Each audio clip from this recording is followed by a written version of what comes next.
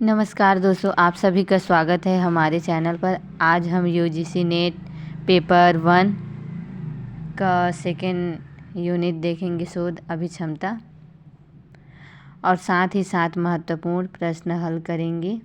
ये प्रश्न पिछले वर्षों के आधार पर बहुत ही महत्वपूर्ण हैं, तो वीडियो को अंत तक ज़रूर देखें और अपना स्कोर कमेंट में बताएं। सबसे पहले तो शोध अभिक्षमता, इसके जो रूपरेखा कह सकते हैं वो इस प्रकार है। इसके शोध का अर्थ, प्रकार एवं विशेषताएं, प्रत्यक्षवाद एवं उत्तर प्रत्यक्षवाद, शोधा के उपगम, इस प्रकार। सेकंड में है शोध पद्धतियाँ। इसके अंतर्गत ये सब आते हैं: प्रयोगात्मक, विवरणात्मक, ऐतिहासिक, गुणात्मक एवं मात्रात्मक।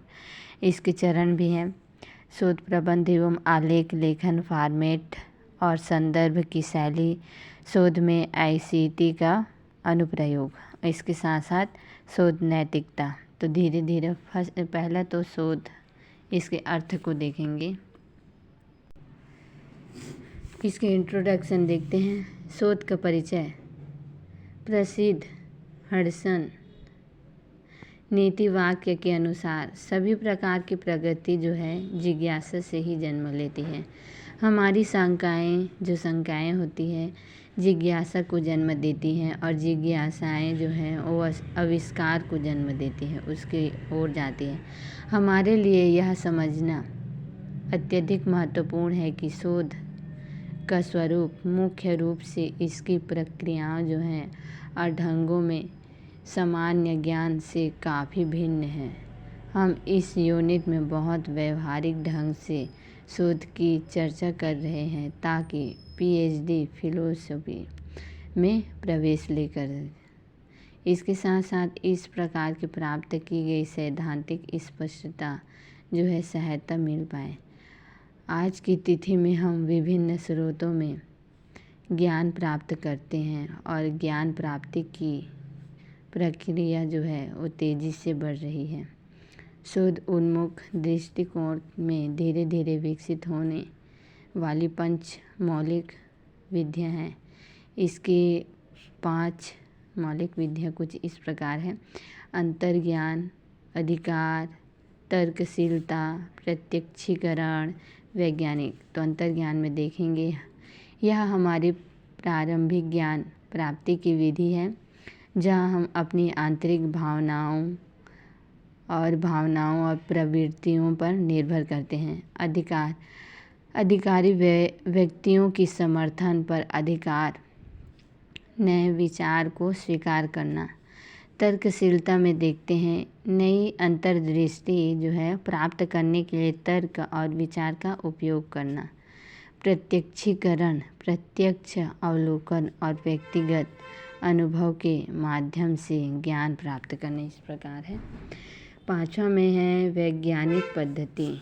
इसके यह व्यवस्थित प्रक्रिया जो है विचारों का परीक्षण करने और प्रश्नों का उत्तर देने के लिए साक्ष्य एकत्र करने और मूल्यांकन करने में शामिल है। वैज्ञानिक पद्धति का शुद्धतम रूप निगमन के रूप में किया जाता है, जिसे प्रत्यक्षवाद के अंतर्गत बाद में चर्चा की। हमने इस यूनिट में शोध और अनुसंधान शब्दों का उपयोग किया हुआ है, जिनका अर्थ एक ही है।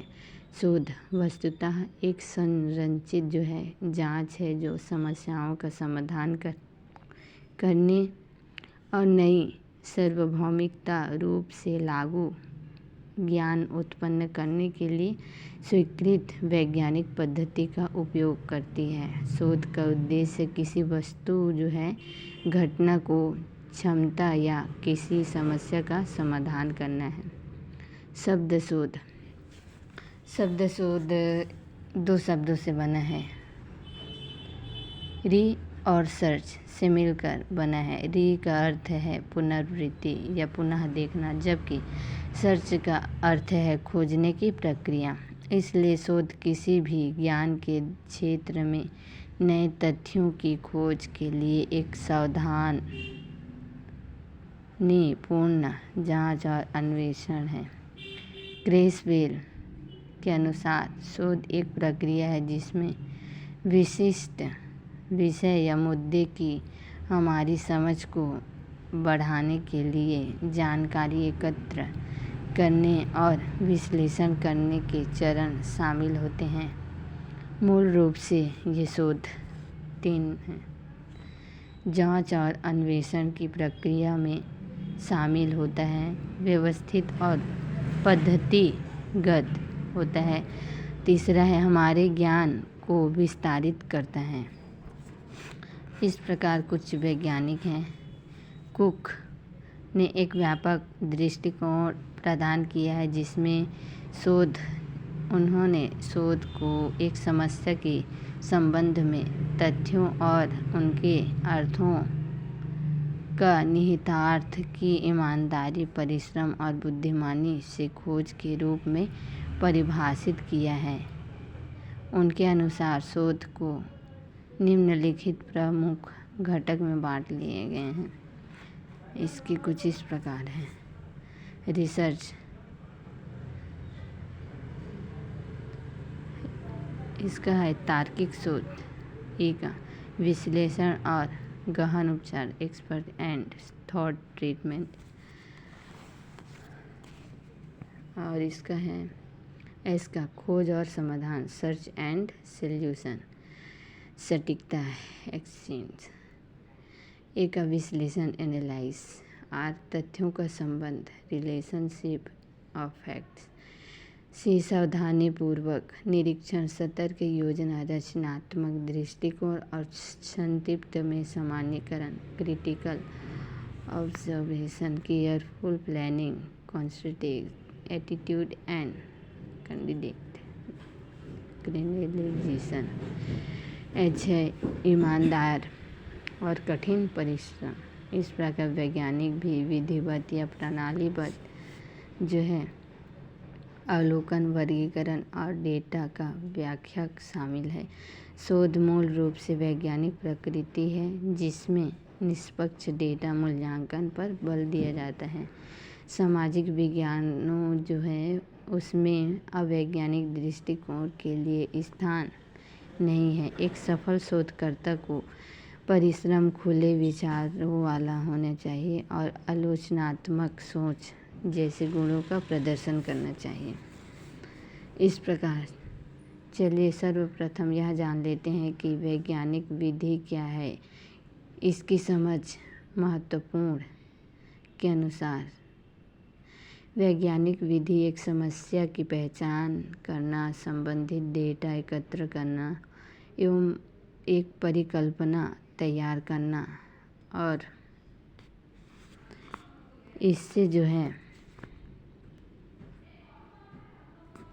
इससे प्रयोगात्मक जो है रूप से परीक्षण करना शामिल करना।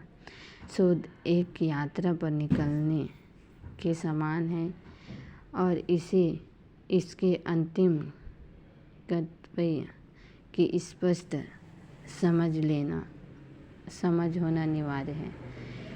इस यात्रा के दौरान कदमों का कोई सदैव निश्चित क्रम नहीं होता, लेकिन शोधकर्ताओं के विभिन्न ढंगों, दृष्टिकोण या प्रक्रियाओं के माध्यम से नेगेटिव करना शोधकर्ता का अनुभव को प्राप्त करने की दिशा में कार्यों का मार्गदर्शन करने में एक महत्वपूर्ण भूमिका निभाती है। आम भाषा में शोध 2 प्रकार के होते हैं। शोध के प्रकार देखते हैं अब। पहला सूक्ष्म स्तरीय और दूसरा बृहद या मैक्रो स्तरीय। इस प्रकार समाज के भीतर व्यक्ति या छोटे समूहों पर केंद्रित इस प्रकार है। इस प्रकार के शोध बड़े समाज के भीतर व्यक्ति या छोटे समूहों पर केंद्रित होता है या व्यक्तियों या छोटे समूहों की बातचीत, अनुभवों और व्यवहारों की जांच करता है। इस स्तर की शोध जो है अक्सर विस्तृत गहरी विश्लेषण शामिल करती है। जो कि आमतौर पर गुणात्मक होती है। हालांकि इसमें मात्रात्मक पहलू भी शामिल हो सकते हैं। उदाहरण के लिए मनोवैज्ञानिक में हम नए विचार किस प्रकार के आते हैं, हमारी या किसी का समाज में किस प्रकार का व्यक्तित्व या छवि बनती है, इन बातों पर आधारित होती है। अर्थशास्त्र में यह मूल्यों, पसंदों और बजट सीमाओं के आधार पर कौन सा सामान खरीदने के बारे में हो सकता है।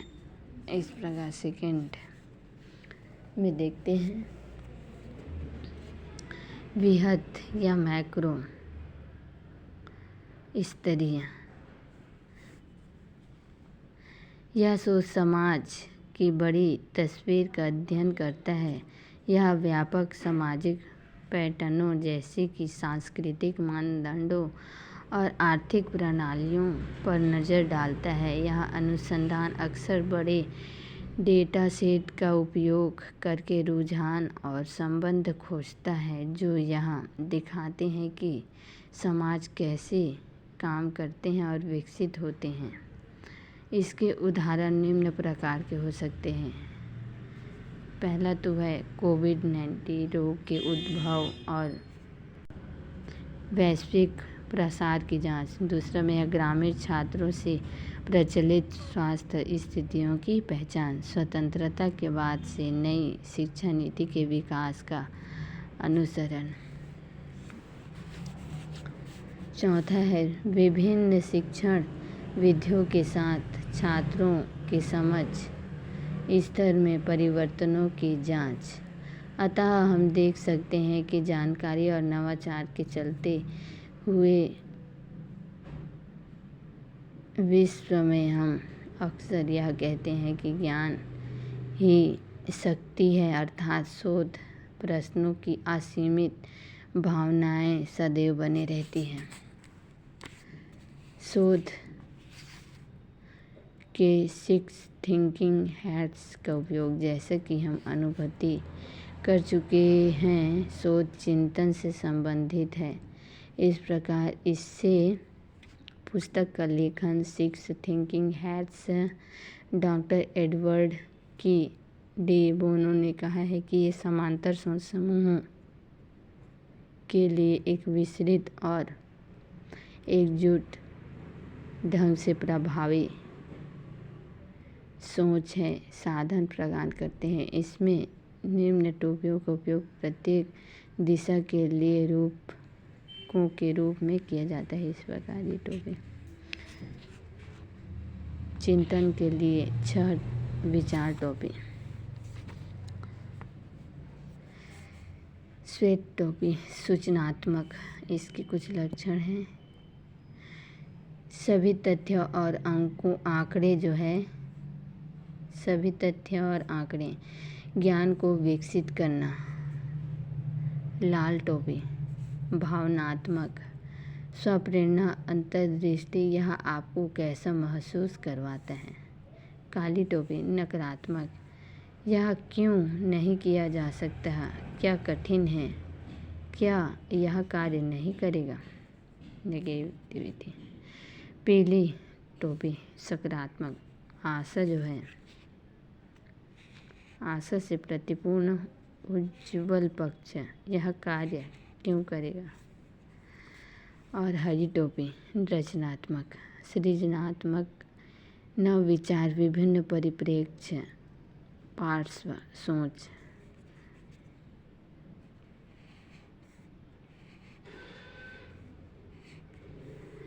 नीली टोपी प्रक्रियात्मक, धैर्य एवं सहनशीलता, नियंत्रण, संगठन और प्रक्रिया, सभी कारकों तथा प्राथमिकताओं पर नए विचार। तो कुछ इस प्रकार है।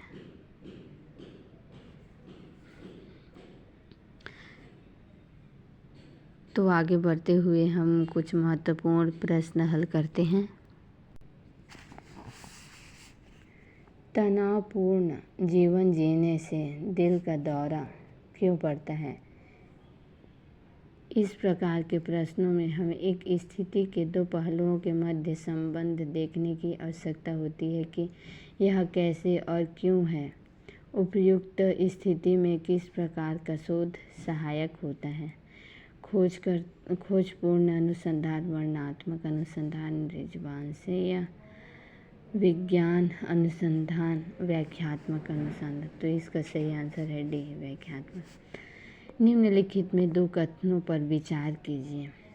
पहला है श्रेणीबद्ध चर को नाम मात्र या क्रमिक माप पैमाने पर मापा जाता है। दूसरा में है सतत चरों को या तो अंतराल या अनुपात पैमाने पर मापा जाता है। तीसरा है श्रेणीबद्ध जो है और निरंतर चर दोनों को स्थिति के अनुसार किसी भी पैमाने पर मापा जा सकता है। उपयुक्त में से कौन सा कथन सही है। ये और ये दोनों सही हैं। निम्नलिखित में से कौन सा कथन न्यायादर्श या प्रतिदर्श फ्रेम को संदर्भित करता है। एक सर्वेक्षण तैयार करने में सम्मिलित विभिन्न चरों का व्यापक कवरेज एक प्रतिदर्श में इकाइयों के सभी मुख्य समूहों का सारांश। दृश्य जनसंख्या सी, जनसंख्या में सभी इकाइयों की एक सूची जिसमें से एक प्रतिदर्श चुना जाएगा। डी, यादृच्छिकृत संख्याओं की तालिका प्रदर्शन करने के लिए प्रयुक्त एक टेबल फ्रेम। तो इसका आंसर है सी, जनसंख्या में सभी इकाइयों की एक सूची जिसमें से एक प्रतिदर्श चुना जाएगा।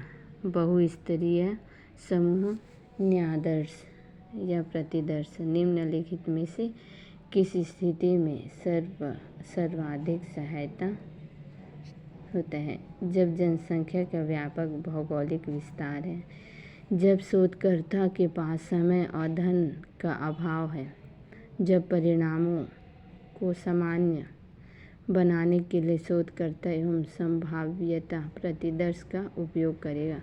उपयुक्त में से सभी। तो इसका आंसर सभी।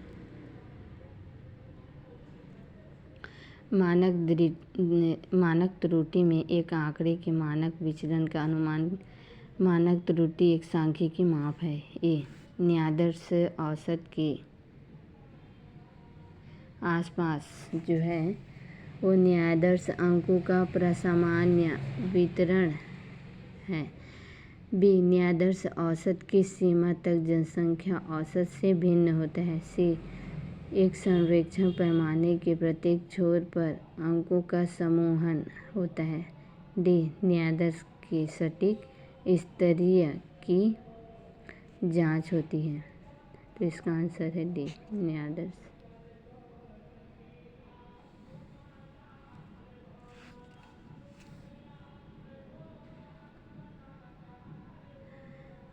दोस्तों, आज आपने कितने प्रश्न सही किए हैं कमेंट में ज़रूर बताएं। धन्यवाद। अगर आप यूजीसी नेट की तैयारी कर रहे हैं तो इस चैनल को सब्सक्राइब और कमेंट लाइक ज़रूर करें ताकि अपडेट पता चलता रहेगा। धन्यवाद।